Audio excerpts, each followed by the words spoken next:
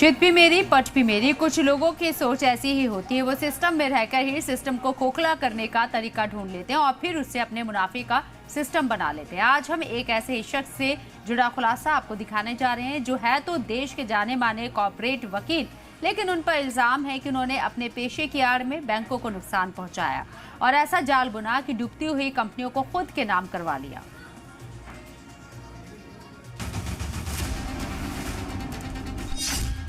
$200 करोड़ रुपए की कीमत की प्रॉपर्टी क्या महज 25 करोड़ रुपए में खरीदी जा सकती है?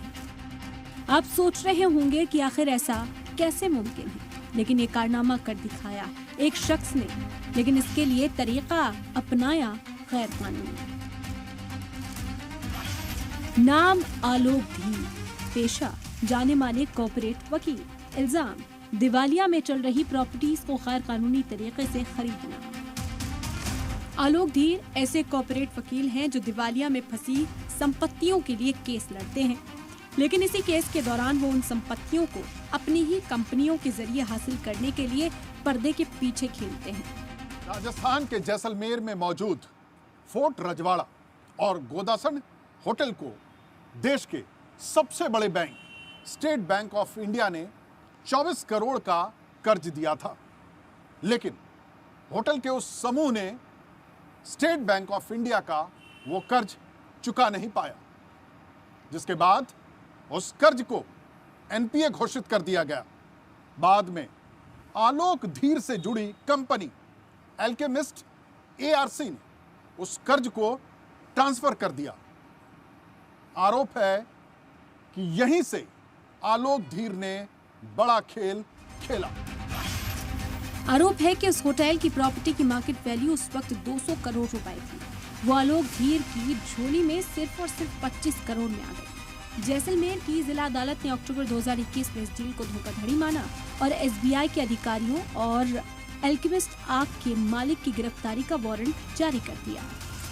इस धोखाधड़ी के केस में साल 2021 में एसबीआई के पूर्व चेयरमैन प्रदीप चौधरी गिरफ्तार भी हो चुके हैं। बाद में राजस्थान हाई कोर्ट ने एल्केमिस्ट आर्क के मालिक की गिरफ्तारी पर अंतरिम रोक लगा दी। हालांकि अभी भी मामला कोर्ट में पेंडिंग है। इसमें आलोक धीर को अभी तक क्लीन चिट नहीं मिली है। इस मामले में जी मीडिया ने आलोक धीर से सवाल पूछा तो उनकी तरफ से सफाई आई। 200 करोड़ रुपए की वैल्यूएशन अदालत के किसी रिकॉर्ड में नहीं है। एसबीआई के मूल्यांकन में संपत्ति की कीमत लगभग 40.69 करोड़ रुपए थी। इससे पहले आलोक धीर से जुड़ी कंपनी एल्केमिस्ट आर्क की संदिग्ध भूमिका गुरुग्राम की बेशकीमती जमीन की खरीद बिक्री में जुड़ी हुई है। एल्केमिस्ट आर्क के पास कमेटी ऑफ क्रेडिटर्स में वोटिंग का 35% अधिकार था। उस कंपनी के प्रतिनिधि ने ईडी के सामने बयान दिया और उन पर दबाव डाला ताकि वो एक्सपर्शन कैपिटल के पक्ष में वोट डालें। सवाल है कि क्या कोई एक कंपनी किसी दूसरी कंपनी पर ऐसा दबाव डाल सकती है जिसका प्रमोटर खुद ही एक वकील हो? आलोक धीर एंड धीर एसोसिएट्स के मैनेजिंग पार्टनर, एल्केमिस्ट आर्क में नॉन एग्जीक्यूटिव डायरेक्टर, दिवाली प्रक्रिया से जुड़ी संस्थाओं से भी जुड़े हुए हैं।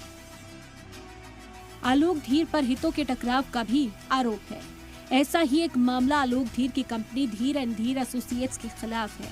आरोप है कि धीर एंड धीर एसोसिएट्स एक तरफ मद्रास पेट्रोकैम्प नाम की कंपनी का केस लड़ रही थी, वहीं दूसरी तरफ आलोक धीर की एसेट रिकंस्ट्रक्शन कंपनी ने मद्रास पेट्रोकेम का कर्ज खरीद लिया। मतलब आलोक धीर एक तरफ जिस कंपनी के लिए केस लड़ रहे थे, दूसरी तरफ अपनी ही दूसरी कंपनी के जरिए उसी कंपनी का कर्ज खरीद लिया। ये सिर्फ बिजनेस नहीं बल्कि नैतिकता का उल्लंघन है। एक कॉर्पोरेट वकील जिसका काम है कंपनियों को न्याय दिलवाना, लेकिन वो वकील अलग अलग मामलों में खुद ही कानून के कटघरे में खड़ा है। वजह है पैसा और धोखे में रखकर मुनाफा कमाना। आरोप गंभीर है और अदालतों में।